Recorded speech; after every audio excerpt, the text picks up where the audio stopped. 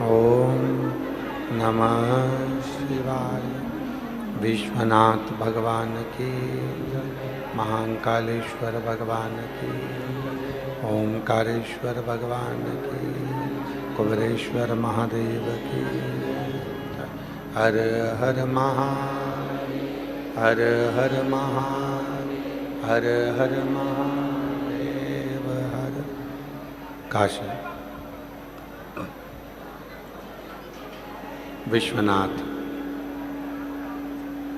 ओगड़दानी, त्रिकालदर्शी, कैलाशी, अविनाशी भगवान शिव, जिनकी पुनित पावन पवित्र शिव महापुराण की कथा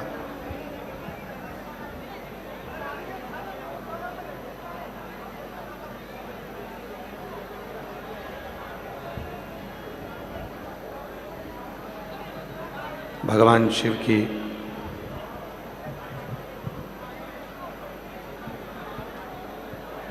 पवित्र पावन शिव महापुराण की कथा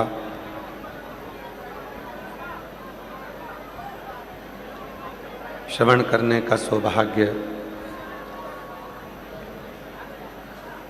आप और हम सभी को भटिंडा पंजाब की पवित्र पावन भूमि पर प्राप्त हुई है। भटिंडा पंजाब की यह पवित्र पावन भूमि, जहाँ तीसरी बार शिव महापुराण की कथा विराम लेने जा रही है, ये शिव की उदाहरण।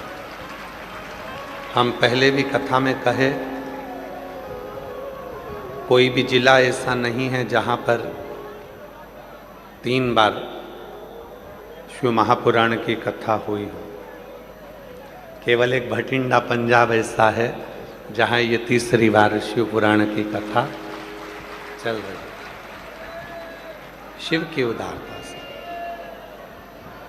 कथा के मुख्य यजमान श्री अमरजीत सिंह जी मेहता जी, पंजाब क्रिकेट एसोसिएशन के अध्यक्ष, श्री पदमजीत सिंह जी मेहता जी, मेयर भटिंडा पंजाब से।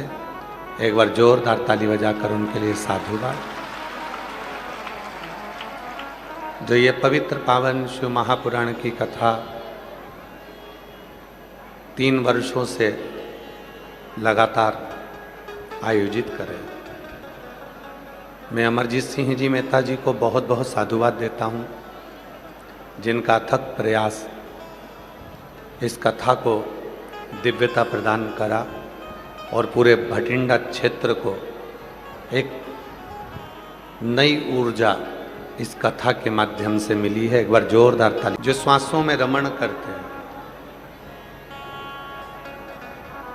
शिव जो हमारी एक एक रोमावली में निवास करते हैं, शिव जो शरीर से निकलने वाली प्रत्येक श्वास में रमण करते हैं, शिव जो 3.5 करोड़ रोम छिद्रों में निवास करते हैं, शिव जो व्यक्ति की धड़कनों में, श्वासों में निवास करते हैं, शिव जो प्रत्येक आत्मा परमात्मा का जो भाव है प्रत्येक जीवात्मा में निवास करते हैं, प्रत्येक जीवात्मा।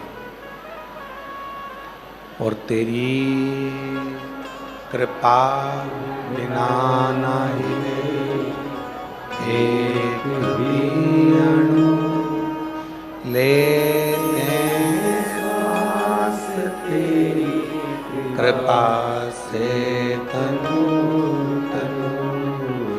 बखान क्या करो मैं, राखोगे का चपटी भूत में खजाना। हे गंगाधार मुक्तिवान ओमकार तू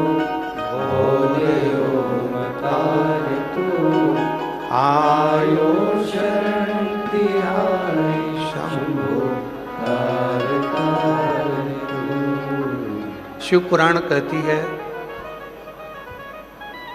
जिंदगी में अगर दुख आता है, बीमारी आती है, तकलीफ आती है, कष्ट आता है, तो उसका सामना कोई दूसरा नहीं करता है, अपने को खुद करना पड़ता है, दूसरा नहीं करेगा। जिंदगी में जितनी भी तकलीफें अगर हमारे जीवन में आई है, दुख आया है, कष्ट आया है, उसका सामना हमें खुद करना है, कोई दूसरा नहीं करेगा। जीवन में जो भी दुख है, तकलीफ है, कष्ट है, उसका सामना अपने को स्वयं करना। संसार में दो चीजें होती हैं, देखिएगा। एक होता है विवाह, दूसरा होता है मृत्यु। जब विवाह होता है, दूल्हा घोड़ी पर बैठता है, तो बाराती घोड़ी के पीछे रहते हैं कि आगे रहते हैं? जम के बोलो। घोड़ी के सम्मुख में, दूल्हे के आगे सब नाचते हैं।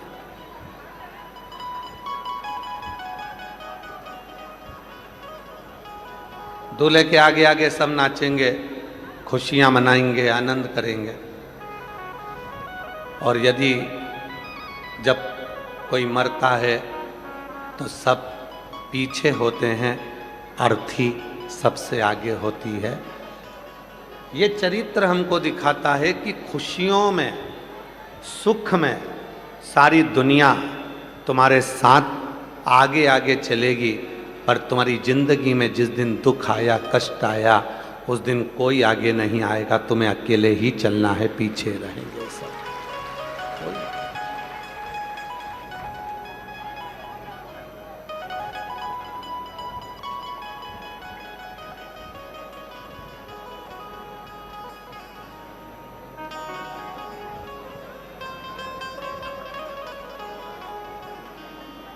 दुख का सामना केवल आपको अकेले करना है।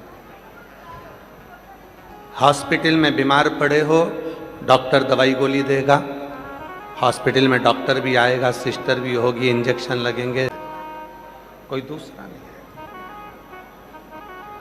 हाँ, यदि आपने एक लोटा जल देव अधिदेव महादेव को समर्पित करा है, तो निश्चित है कोई आए ना आए, पर तुम्हारी दुख की घड़ी में वो शंभू मेरा शंकर आकर जरूर खड़ा हो। शिवा मिले शोरूम में, होटल में, मार्केट में समोसा मिल जाएगा, कपड़े मिल जाएंगे, फ्रिज मिल जाएगा, सोने का सामान मिल जाएगा, चांदी के बर्तन मिल जाएंगे, गाड़ियाँ मिल जाएगी, जूते चप्पल मिल जाएंगे, घड़ी बेल्ट मिल जाएगा, साड़ी, कुर्ता पजामा, सूट, बक्कल, तैयार होने का सामान, सब शोरूम में, दुकान में, बाजार में सब कुछ मिलता है। दुनिया में ऐसा कोई बाजार नहीं बना जिस बाजार में तुम्हारा बीता हुआ कल मिलता हो। बाजार में, शोरूम में जूता मिलेगा, चप्पल मिलेगा, कपड़े मिलेंगे, बर्तन मिलेगा, भांडा मिलेगा, दुनिया का सारा सामान दुकानों पर, बाजार में मिल जाएगा, पर जो बीता हुआ तुम्हारा पल है, बीता हुआ जो तुम्हारा कल है, वो कभी नहीं मिलेगा।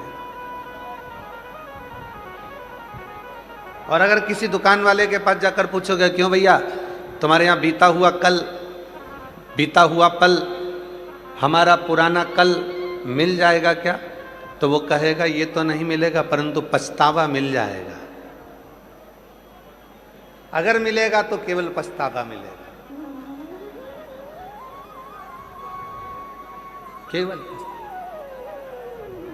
जिन्होंने 2024 में भटिंडा की कथा को श्रवण करा, श्री अमरजीत सिंह जी, श्री पदमजीत सिंह जी कथा को आयोजित करे। जिन्होंने 24 में सुना उसको बाबा ने 25 की कथा के पहले ही उन्होंने पत्र लिखकर 25 में दे दिया। जिन्होंने 25 में श्रवण करा उनके पत्र ये 2026 की कथा में आ गए। और फिर जब मेरा बाबा तुम पर कृपा करेगा, कथा सुनकर जब आप जाओगे, यहाँ से बाबा को प्रणाम कर कर, यहाँ की मिट्टी को नमन कर कर, अपने बाबा से विनय कर कर जब यहाँ से जाओगे, 3 महीने के अंदर तैयारी रखना कि तुम्हारा पत्र फिर व्यासपीठ पर पहुंचे। फिर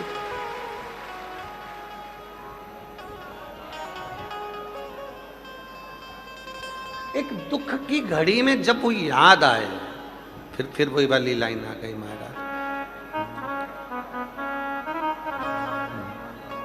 दर्द में रुसवाई में प्यार की गहराई में मुझे तुम याद आते हो, मुझे तुम याद आते हो, दर्द में रुसवाई में प्यार की गहराई में मुझे तुम याद आते हो। रिश्तेदार, नातेदार, कुटुंब, पड़ोसी सब सुख की घड़ी में खड़े हैं, पर दुख में कोई तब कोई नहीं आएगा। तब वो अंत समय प्रभु वचन दिया तो निभाना पड़ेगा, अंत समय प्रभु आना पड़ेगा, वचन दिया तो निभाना पड़ेगा। आए ना आए प्रभु कुटुंब कबीला, अंत समय प्रभु आना पड़ेगा, वचन दिया तो निभाना पड़ेगा। अदालत में जब जाकर खड़े होते हो तो गीता पर हाथ रखाया जाता है। सत्य बोलो, हाथ रखना पड़ता है। मैं वचन देता हूं, जब कोई बड़ी कुर्सी पर बैठते हो,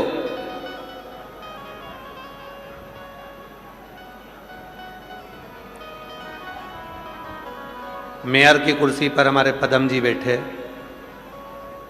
दूसरी बार शिव की कृपा से, एक बार जोरदार ताली बजाओ साथ होकर। आप मेयर की कुर्सी पर बैठे तो आपको भी वचन देना पड़ा। पुलिस की नौकरी करने वाले जितने भी मेरे पुलिस के एक एक यहाँ पर बंधु लगे हुए हैं, उन्होंने भी वचन दिया कि मैं राष्ट्र की सेवा करूं। वचन प्रधानमंत्री, मुख्यमंत्री, अध्यक्ष, उपाध्यक्ष, यहाँ तक कि हमारे अमरजीत जी क्रिकेट एसोसिएशन के अध्यक्ष बने तो उन्होंने भी वचन दिया। वचन का मतलब क्या है? लोग कहते गुरुजी आप ये लाइन गुनगुनाते हो कि वचन दिया तो आना पड़ेगा, तो हमने भगवान से वचन कब लिया? तो शिव महापुराण की कथा में स्वयं भगवान श्री गणेश जी महाराज ने अपने पिताजी भगवान श्री शिव जी से निवेदन करा कि जब संसार का व्यक्ति बहुत उलझनों में घिर जाता है, और गणेश पुराण का दूसरा अध्याय को स्मरण करिएगा, जब संसार का व्यक्ति बहुत उलझनों में गिर जाता है तो वो ईश्वर को भी ताने देने लगता है कि मैंने इतनी पूजन करी, इतना पाठ करा, इतना जल चढ़ाया, इतना ऐसा करा, इतना वैसा करा, फिर भी भगवान मेरा साथ नहीं दे रहा। जब दुख आता है तो हम भगवान को भी ताना देते, भगवान को भी कहते हैं कि तुमने हमारा साथ नहीं दिया, तुमने हमारा साथ नहीं दिया, तुमने हमारा साथ नहीं दिया। तब कौन आता है, व्यक्ति टूट जाता है, पूरा खाली हो जाता है भीतर से, उसकी आंख में से निरंतर जल बहता रहता है। फिर कौन आता है? भगवान भोलेनाथ ने कहा, गणेश, संसार का मनुष्य या 33 कोटि देवता जब किसी गुरु के मुख से शिव तत्व को श्रवण करते हैं, उस समय पर शंकर उनको वचन दे देते हैं कि तूने मेरी कथा को श्रवण करा तो तेरे अंत समय में, तेरे दुख की घड़ी में मैं स्वयं आकर खड़ा।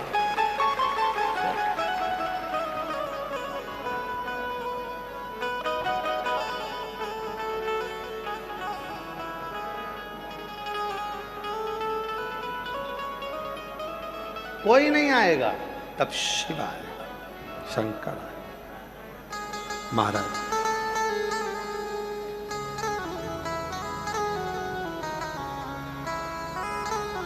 हमारी एक रीति बड़ी बुरी है, हो सकता है संसार के लोगों को बुरा लग जाए हमारी इस बात से।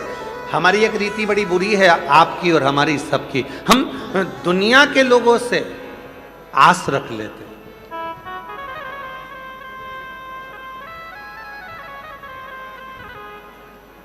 दुनिया के लोगों से आस रखते हैं।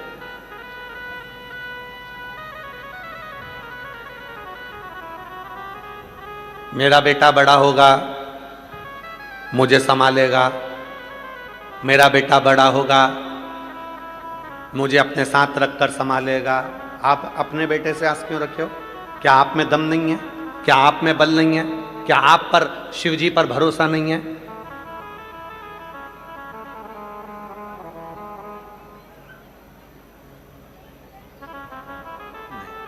स्वयं पर भरोसा, स्वयं पर विश्वास, स्वयं पर दृढ़ता।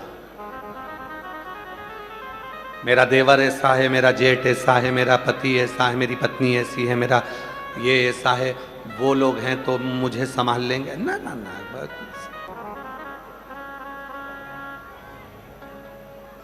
वो ये सर्व जगत को संभालने वाला। हम क्यों आस लगाएं? हम क्यों दूसरों से आस लगाएं कि ये मुझे कुछ देगा, ये मुझे करेगा? कल कथा में कहा था हमारे मित्र को, वो आस लगा कर बैठा था कि कुछ मिल जाएगा, और हमने एक ही बात कहा, उसको बुला, कष्टहर उसको बुला, कालहर हमने कहा उसको बुला।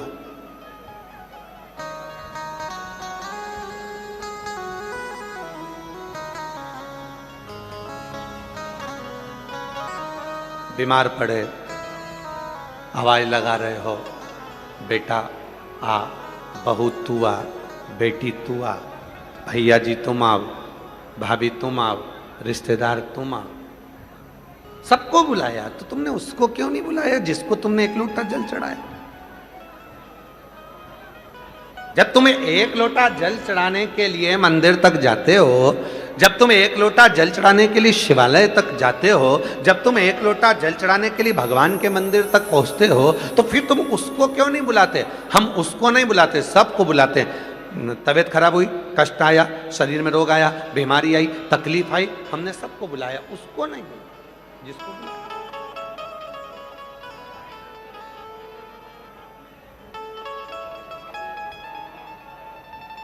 हमने उसको नहीं बुलाया।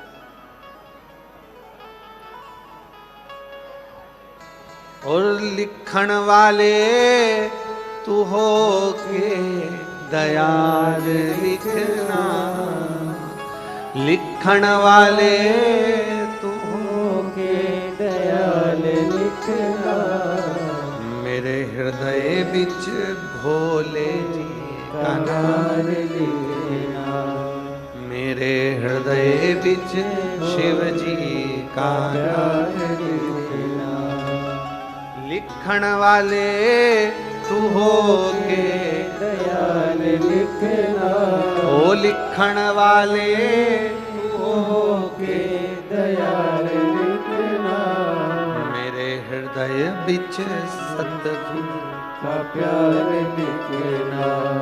अगर लिख रहे हो तो ये लिखना कि मेरे हृदय पर शिव का नाम लिख देना।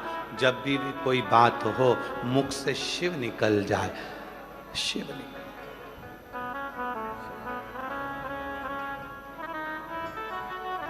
कष्ट आया शिव निकले, तकलीफ आई शिव निकले, परेशानी आई शिव निकले, शिव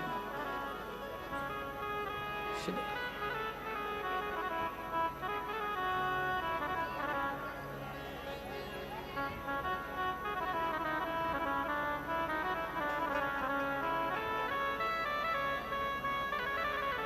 कुछ याद नहीं, केवल एक वही, केवल एक शिव। और जब विश्वास दृढ़ होता है तब वो शिव ही याद आता है। हृदय पर नाम हो शंकर का, घर के दरवाजे पर लिखा हो श्री शिवाय नमस्तुभ्यम,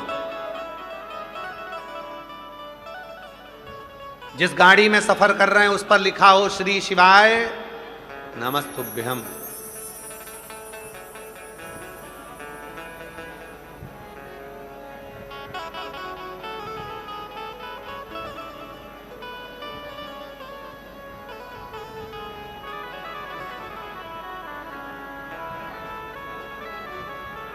और जब पूर्ण भरोसा हो तब शिव सामने प्रकट हो जाता है। पूर्ण भरोसा। कल परसों के दिन एक घटना घटी लखनऊ में। परसों के दिन एक घटना घटी लखनऊ में, अग्निकांड। कोचिंग क्लास चल रही थी, नए नए बच्चे सब पढ़ाई की उस कोचिंग में थे, सब नए बच्चे, क्योंकि कोचिंग वही बच्चे कर रहे थे, बैठे थे। किसको मालूम था कि कब कहां कौन काल आ जाता, किसको? उन माता पिता की क्या दशा हो रही होगी, उनके परिवार की क्या दशा है, विचार करो।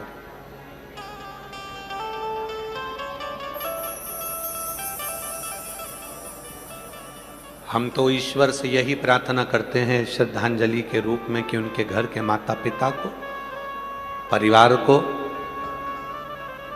भगवान मन में धीरज दे, और जो जीवात्माएं हैं, जो बच्चे उस अग्निकांड में लखनऊ में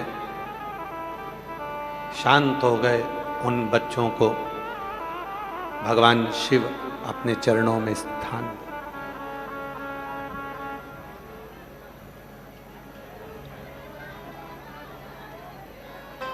उन बेटा बेटियों ने कितनी तमन्ना उनके अंदर होगी, कितनी जिज्ञासा उनके अंदर होगी, कितनी उमंगता उनके अंदर होगी कि मुझे ये करना। कोई 20 साल का, कोई 22 साल का, कोई 23 साल का, कोई 18 साल का, कोई उनके अंदर कितनी जिज्ञासा होगी, कितनी आशा कितनी जुड़ी होगी कि मुझे ये करना है, ये बनना। पर कोई काल घड़ी ऐसी आ जाती है जो लेकर चली जाती है। इसीलिए हम बार बार आप लोगों से निवेदन करते हैं, अपने घर के दरवाजे पर श्री शिवाय नमस्तुभ्यम लिख दो, घर के अंदर भी एक स्टिकर चिपका दो श्री शिवाय नमस्तुभ्यम, घर के बाहर भी चिपका दो, गाड़ी में भी लगा दो। क्यों? अगर कोई हमारे दरवाजे पर आ रहा होगा, श्री शिवाय नमस्तुभ्यम पड़ेगा, हम दरवाजा खोलेंगे, उसके मुख का दर्शन होगा, तो कोई बुरी खबर भी होगी तो वो अच्छी हो जाएगी, ये निश्चित है। आप घर के अंदर के भाग में भी श्री शिवाय नमस्तुभ्यम का एक स्टिकर चिपका दो। क्यों? आप जब अपने घर से निकलोगे, दरवाजा खोलोगे, तो एक बार पढ़ने में आएगा श्री शिवाय नमस्तुभ्यम, तो हमारी मंजिल, हमारा लक्ष्य सही हो जाए। हम तो बाबा के भरोसे चलते हैं हम तो बाबा के भरोसे चलते हैं। ये दुनिया वाले जलते हैं, ये दुनिया वाले भरोसे चलते हैं। ये दुनिया वाले जलते हैं। ये दुनिया वाले जलते हैं। डमरू वाले के भरोसे चलते हैं। काशी वाले के भरोसे चलते हैं। सीहोर वाले के भरोसे चलते हैं। सीहोर वाले के भरोसे चलते हैं। हम तो बाबा के भरोसे चलते हैं। हम तो बाबा के भरोसे चलते हैं। जब उसके आश्रित हो गए तो वो संभाल। घर में छोटा बच्चा है आपके, परिवार में छोटा बच्चा है आपके, पड़ोस में छोटा बच्चा है आपके, उस बच्चे को उछालो, रोएगा कि खुश होएगा? खुश होएगा, हंसेगा। ऊपर जाता है बच्चा, उछालते हैं, खुश होता है, हंसता है। क्यों? क्योंकि उसको मालूम है मैं नीचे आऊंगा तो मेरी मम्मी, मेरे पापा, मेरे रिश्तेदार, मुझे प्रेम करने वाले मुझे संभाल लेंगे। बच्चा हंसता है, उछाला, हंसा, मुझे कोई संभाल लेगा। है? आवाज नहीं आ रही, उधर आवाज करो। बच्चा हंसता है, थोड़ा प्रेशर बढ़ा दो। बच्चा हंसता है, उछाला, बच्चा हंसा। क्यों? बच्चे को मालूम है मुझे पकड़ने वाले, मुझे संभालने वाले, मुझे वो उधर साइड आवाज नहीं कर रही है, उस वाले पंडाल में मुझे संभालने वाले हैं, मुझे संभालने। उसको मालूम है कि मुझे संभालने वाले हैं और उसको इस चीज का अंदाजा है कि मुझे ये संभाल ले। बस शिव महापुराण की कथा भी यही कहती है, अगर कोई दुख आया और कोई दुख आया और उस दुख में भी अगर तुम मुस्कुरा रहे हो, समझ लेना कि शिव तुमको संभाल रहा है। शिव तुम्हें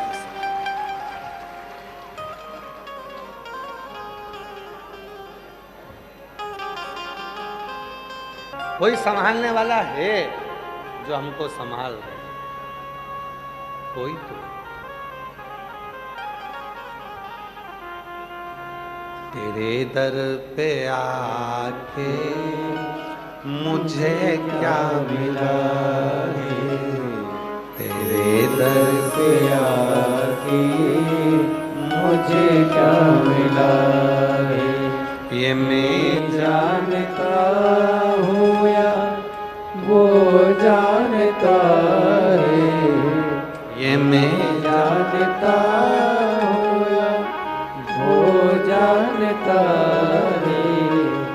तेरे दर पे आके मुझे क्या मिला है। न्यूज़ वाले पूछते हैं आप लोगों के पास में आके, तुम यहाँ आते हो इतनी गर्मी में, इतनी धूप में, इतनी इतनी दूर से, तुम्हें कुछ मिला है? अब वो न्यूज़ वाले को कौन बताए? तेरे दर पे आके मुझे अरे आवाज नहीं आ रही है उधर, भाई आवाज तो फिर क्यों जनता चिल्ला रही है? अगर खोल रखी है मुझे क्या मिला है तेरे जानता उधर पीछे देखिए, पीछे वाले वो पीछे क्या है? मुझे क्या मिला तेरे दर पे आके मुझे क्या मिला है ये मैं जानता हूँ या वो जानता है ये मैं जानता हूँ या वो जानता है तेरे दर पे आके मुझे क्या मिला है तेरे दर पे आके मुझे क्या मिला है ये उसके ऊपर निर्भर करता है। एक मुनि की कथा आती है, व्याघ्रपाद मुनि। शिव महापुराण में बड़ी सुंदर चरित्र है इसका। व्याघ्रपाद मुनि शिव के परम भक्त थे।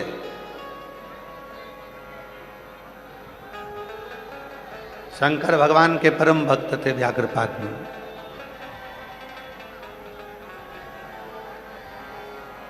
शिव जी के इतने परम भक्त थे कि रोज प्रतिदिन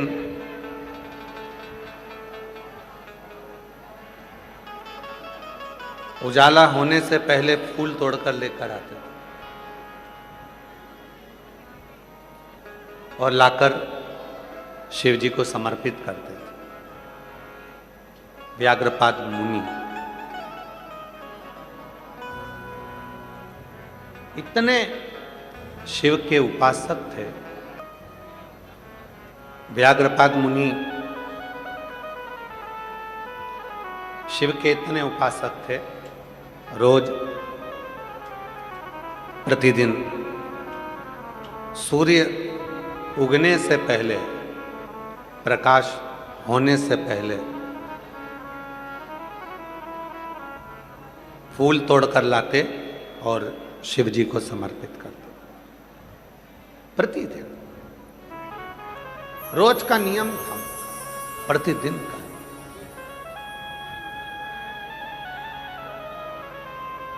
चौबीस घंटे उनके मुख से शिव का नाम निकलता रहता। प्रति नमः शिवाय, ओम नमः शिवाय, नमः शिवाय, ओम नमः शिवाय, नमः शिवाय, ओम नमः शिवाय, नमः शिवाय, ओम नमः शिवाय, नमः शिवाय, ओम नमः शिवाय, नमः शिवाय, ओम नमः शिवाय। व्याघ्रपाद मुनि एक ऐसे मुनि जो फूल तोड़कर लाते, शिव जी को समर्पित कर देते। ये चोंगे नहीं चल रहे हैं क्या इस पट्टी के? तो फिर आवाज पब्लिक क्यों चिल्ला रही है? नहीं, स्पीकर से मतलब नहीं है, स्पीकर के लिए नहीं बोल रहे हैं। आवाज नहीं आ रही है क्या? कि एलईडी नहीं चल रही है? आवाज नहीं आ रही है?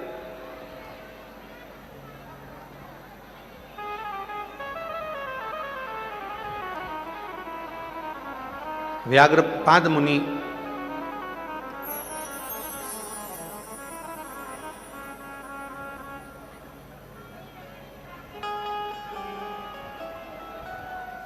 व्याघ्रपाद मुनि एक ऐसे मुनि दिन रात हर पल हर घड़ी हर क्षण शिव का नाम लेते हैं। हर पल, ऐसा कोई पल नहीं जाता, ऐसा कोई क्षण नहीं जाता जिस समय पर मुनि के मुख से शिव का नाम नहीं निकलता।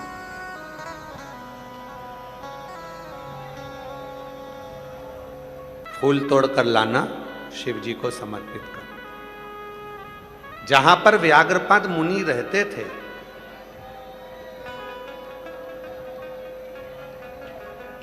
जहां पर व्याघ्रपाद मुनि रहते थे,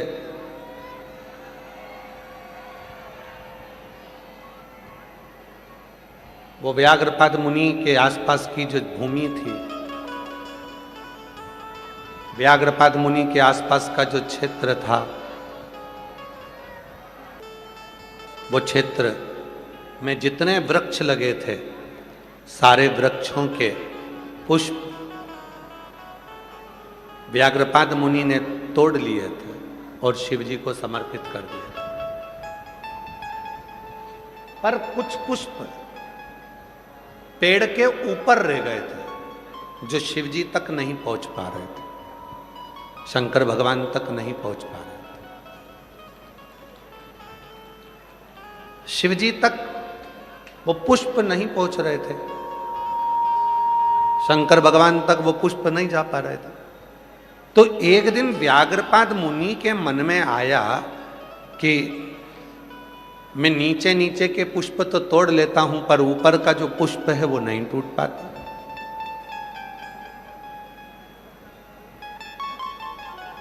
अब मुझे शिव जी की साधना करनी, तपस्या करनी। और व्याघ्रपाद मुनि शिव जी के तप साधना में डूब गए। तप साधना 3 साधना है, हमने उसका नाम साधना ही दिया है। 3। पहली, एक ही समय पर भगवान शंकर को जल समर्पित करना। 9 बजे अगर मैं जल समर्पित करती हूं तो 9 बजे समर्पित करना, यह भी एक साधना। पर हम और आप ग्रस्त जीवन जीते हैं, घर में रहते हैं, तो हम इतनी बड़ी साधना नहीं कर सकते कि ठीक 9 बजे ही जल चढ़े। कभी कभी परिवार में बच्चे हैं, पति है, पत्नी है, रातें हैं, रिश्ते हैं, सास ससुर है, उनकी सेवा में देरी हो जाती है, तो जल चढ़ाने में आगे पीछे का समय हो जाता है। हम और आप गृहस्थी हैं, तो हम इतनी बड़ी साधना नहीं कर सकते कि एक ही टाइम पर हम जाकर भगवान को जल चढ़ाएं। इसीलिए शिव महापुराण की कथा कहती है कि 24 घंटे में जो समय तुमको मिले तुम उस समय पर जाकर भगवान को जल समर्पित कर सकते हो, शिव को चढ़ा सकते। शिव स्वीकार करेगा। सुबह का जल भी शंकर भगवान स्वीकार करते हैं, तो दोपहर का जल भी शिव जी स्वीकार करते हैं। संध्या काल का जल, प्रदोष काल का जल भी शिव स्वीकार करते हैं। तो रात्रि में भी अगर हमारे जीवन में दुख आता है, कष्ट आता है, तकलीफ आती है, और रात में भी अगर कोई एकदम कष्ट आ गया और तुमने बाबा को 1 लोटा जल चढ़ाया, तो वो रात को भी स्वीकार करता है, क्योंकि मेरे शिव और माँ जगत जननी, एक मेरे भोले बाबा और एक मेरी माँ जगत जननी दुर्गा भवानी, एक ऐसी हैं, दुनिया में किसी देवता की रात्रि नहीं होती, केवल ये 2 देवता ऐसे हैं, एक शिव और एक शक्ति, जिनकी रात्रि होती है शिवरात्रि, नवरात्रि, इनकी रात्रि मान्य होती है। बाकी के किसी देवता की रात्रि की स्मरणता नहीं, पर केवल 2 देवता हैं, एक महादेव और एक मां शक्ति दुर्गा भवानी आद्य शक्ति, जिनकी रात्रि होती है। पिता और मां कभी नहीं सोते, रात भर। कई बच्चे कह देते हैं, मम्मी तुम्हें नींद आती कि नहीं आती? क्यों? सुबह से इतनी जल्दी उठ जाती हो, कितनी खटर पटर आवाज आने लगती है, नींद नहीं आती तुमको? मम्मा बोलती है, बेटा अब आती नहीं है, हम सो लेते हैं जितनी देर हमको लगता है। तुम तो दिन में भी नहीं सोती हो, तुम्हें नींद नहीं आती क्या? अरे कोई माँ से पूछे, जिस माँ के बच्चे बड़े हो जाते हैं, उस माँ से पूछे कि उस माँ को नींद क्यों नहीं आती है। उसको मालूम है कि घर है, परिवार है, बच्चे हैं, पति बाहर रहे, इधर गए उधर गए, बच्चे इधर गए उधर गए, तो टेंशन में क्या करना है, उसको भी नींद नहीं आती। 2 हैं, एक माँ, इसलिए उनकी भी नवरात्रि, और एक पिता देव अधिदेव महादेव, जिनकी शिवरात्रि। अर्थात ये 2 देव ऐसे हैं जिनकी रात्रि को भी अगर हम उसको पुकारेंगे तो मेरा महादेव और मेरी जगत जननी दुर्गा भवानी दौड़ कर आती है। ये दो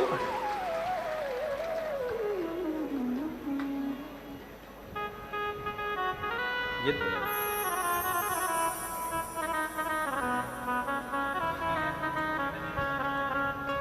वो हमारे शैलेंद्र भैया एक लाइन बड़ी अच्छी गुनगुनाते हैं महाराज, बेटा जो बुलाए माँ को आना चाहिए। ओ मैया जी के चरणों में टिकाना चाहिए,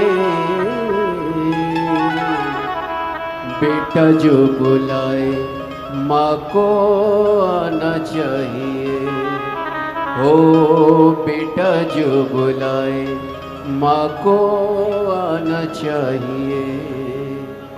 हो मैया जी के चरणों में टिकाना चाहिए, बेटा जो बुलाए माँ को आना चाहिए। हो बेटा जो बुलाए माँ को आना चाहिए। ये भाव रात्रि को भी अगर कोई दर्द है, कोई कष्ट है, कोई तकलीफ है, कोई बहुत बड़ा टेंशन चिंता आकर खड़ी हो गई है, एक लोटा जल भरो, शिव जी को समर्पित करो, मेरा डमरू वाला रात के समय पर आकर खड़ा हो जाएगा।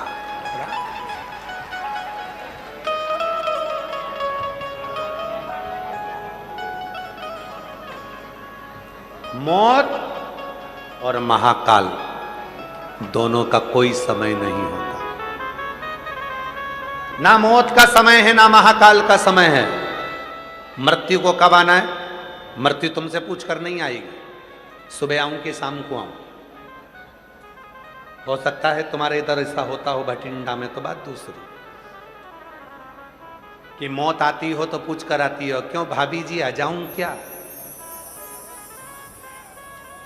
और तुम कह दो नहीं नहीं अभी मैं रोटी बना रही हूं, ए यमराज बाद में आना। टाइम बता दो तो कि 12 बजे तक आ जाना। 12 बजे फिर आ गया यमराज, भाभी जी आ जाऊं क्या? फिर बोला दिखता नहीं है, बर्तन मांज रही हूं, 1 बजे तक आना। यमराज फिर आ गया 1 बजे, भाभी जी चलें? तेरे में अक्ल वक्ल है कि नहीं? मेरे बच्चे स्कूल से आएंगे, टिफिन कौन देगा, रोटी कौन देगा? 3 बजे आना। 3 बजे आ गया, अभी चलें? दिन भर की थक गई थी, कमर दुख रही है, अभी 1 घंटा सोऊंगी, उसके बाद जाऊंगी। यमराज फिर आ गया 5 बजे, भाभी जी चलें? अरे पागलों जैसी बात मत कर, तू भी चाय पी, मैं भी पीऊं और थोड़ी देर बात करेंगे, शाम का मैं भोजन बना दूं, रात को चलेंगे। यमराज फिर आ गया रात को 9 बजे, भाभी जी चले? भाभी बोली हमारे घर की बहू बेटियां रात को नहीं जाती।